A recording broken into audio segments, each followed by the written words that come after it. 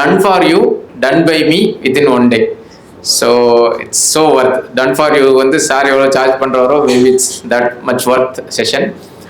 நானும் இந்த மாதிரி தான் நிறைய கோர்ஸ் வாங்கிட்டேன், ஆனால் ஃபுல்லாக உட்காந்து பார்க்குறது இல்லை.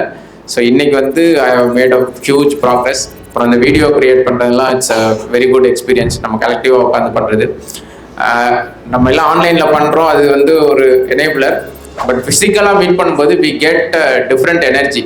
அதுவும் இந்த மாதிரி like minded people, all growth orient பீப்புளோட 1 day ஸ்பெண்ட் பண்ணுறதுங்கிறது நம்மளோட க்ரோத்தை எனர்ஜி லெவலில் அப்படியே பயங்கரமாக ஃபாஸ்ட் பண்ணும். ஸோ அதனால எல்லாமே ட்ரை பண்ணி எல்லாரும் இதை அட்டன் பண்ணணுங்கிறத நான் கேட்டுக்கிறேன்.